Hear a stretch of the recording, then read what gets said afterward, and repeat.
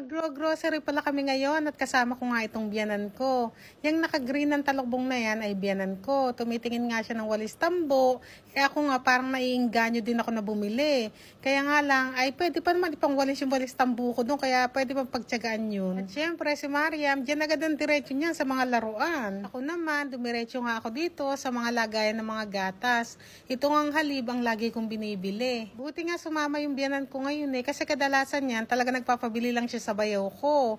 Siguro ngayon gusto niyan lumabas saka magtingin-tingin. Kaya ayan, sumama siya. Naubusan na rin pala ako ng macaroni. Kaya ayan nga, nagtitingin-tingin ako kung ano ang mabili kong macaroni. Kasi nga, ang mga anak ko sobrang hilig sa sopas. Pati naman ako. Kumuha na rin pala ako nitong durog na paminta.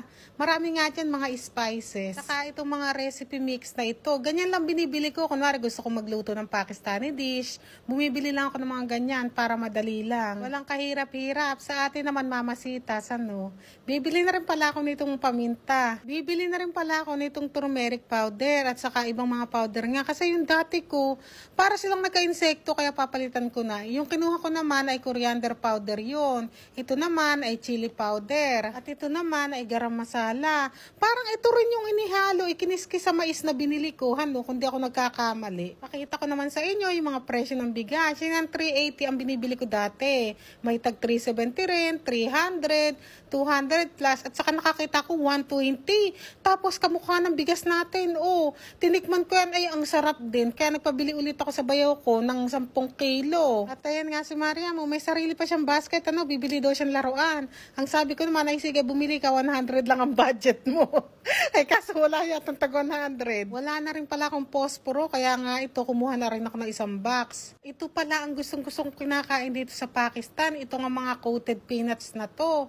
Kaya nga lang kasi ngayon ay nagdadayet-dayetan ako. Ang taas ng calories nito. Kaya pahinga muna tayo sa coated nuts. Dinamihan ko pala kuha nitong Lay's, 30 rupees nga o mga 7 pesos sa Pinas. Kasi nga yung mga pamangkin ng asawa ko ay bibigyan ko rin. Tapos nadaanan ko itong Colgate. Naisip ko ay madalang naman ako mag-toothbrush ba? Kaya wag na akong bumili. Dahil wala nga aircon dito, ay ayan, may pa-electric fan sila. Andito rin pala biyanan ko sa mga sabunan. Ito naman pala ang lagi kong binibili, panglampaso. Pati sa panglampaso nga, ay gusto ko purple. Natatangalta ko ano gusto kong kulay, At ito nga, binigyan rin pala ako ng bayaw ko ng pera. Kasi nga wala akong pera ba? Sana all may nagbibigay. Hindi, joke lang, pera ko yan. Pinawithdraw ko sa kanya. Asay, 1,000? Ay, di ba sabi ko 100 le budget natin? Alam pera, Mariam. Ito, ay, ano tayong lababo? Labubo. Kuya, ikaw ano gusto mo? Si Usman, tawa ako ng tawahan, Ganyan yan, buong pag-grocery namin kasi nga, nagtatampo, nakagalitan ko kasi bago kami umalis. Kaya pala talaga ako nag-grocery kasi nga bibili ko ng sabon. Dahil nga yung mga pang-winter namin na inilabas ko na, kailangan ko ng labhan. Kasi nga magtataglamig na dito. Itong 1 kg nga sana bibiling ko, kaya nga lang hindi kakasya yan dahil sobrang dami kong lalabhan. Kaya ayan, ang kinuha ko ay itong 3 kilo. Ang cute nga rin ito mga pamoni na to, iba-ibang kulay. Tag 150 rupees yan mga 30 pesos mahigit sa Pinas. Bumili ako isa niyan, yung kulay green. May mga tinda rin pala sila rito mga accessories. Ganyan nga yung mga hikaw nila, mga bangle, at saka kung ano-anong nilalagay sa buhok ng mga pan-design ba. Ayan pala mga tinda nila na pampakinis ng mukha. Parang wala ako nakikitang gory, Pero facial pads lang talaga ang bibiling ko rito. Parang hindi sikat dito sa Pakistan yung gory. Pero hindi ako sure, Tapos ito nga, shampoo, bibili din ako. Ang lakas sa shampoo ng mga anak ko. Pinaglalaroan kasi. At sa mga nagtatanong pala, ano ginagamit ko sa buhok kong shampoo, ay ito, Bremod. Hindi ko alam kung paano siya bigasin, pero Bremod yata. Ito rin ang conditioner ko. Nagtingin nga rin ako ng sabon na pampaputi. At ang binili ko nga, itong turmeric, pero parang tinatagyawat ako ngayon. Kaya bala kong bumalik sa Dettol. Dettol lang kasi sabon ko. Parang bumalik yung tagyawat ko talaga nung nag-turmeric ako na yan. Tapos dito nga sa gawing baba, sandali lang, malapit na. Ayan yan. Ano ba yan? Ayan yung may picture ng babae na yung sa gilid. Itong ang tendero. Akala niya talaga kasi Chinese ako. Ito daw pang scrub galing China. Ang dami niya pang pinapakita sa akin na pinapabasa niya pa. China nga daw. Yung nakasulat ba? Chinchansu. Ayan.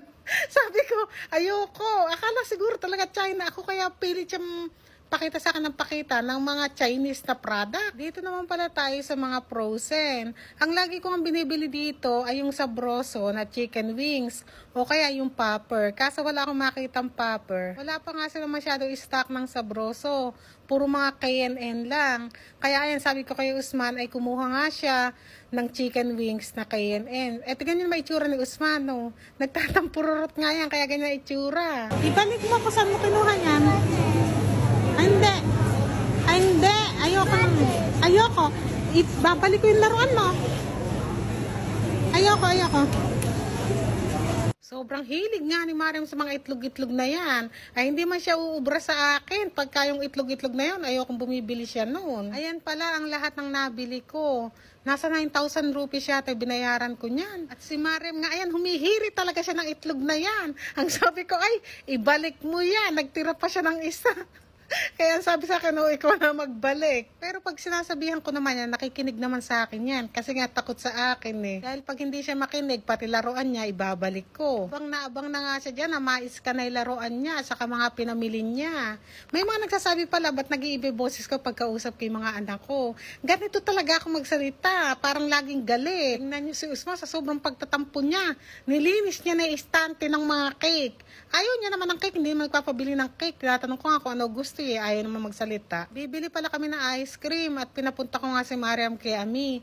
Pinatanong ko kung gusto ng ice cream. At sabi nga ni Mariam ay oo daw. Binilang ko na rin pala silang 7-Up na sugar free. Si Rafael nga ang tumitingin ng ice cream para sa kanya at para kay Ami. Ang bayaw ko ayaw daw niya mag-ice cream. Nagdadayet-dayetan kasi yun. 64 kilo na lang daw siya. Ang target daw niya ay 60. Sana all na pumapayat. O rin naman may target ako. 1 gramo per month ang mabawa sa akin.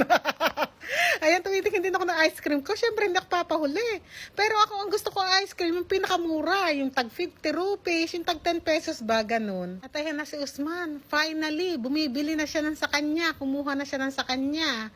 Kasi nga, dun sa grocery, ay wala siyang ibig kuhanin. Hindi siya nagsasalita. Ngayon, kumukuha na siya. Nagsasalita na. At syempre, dahil ako'y Coke is life, ayan, kumuha tayo ng Coca-Cola Zero. Ayan na pala mga nabili ko. 2 Coca-Cola lang na Zero akin dyan. Yung malalaki, bigay ko sa biyanan ko para pag may bisita sila.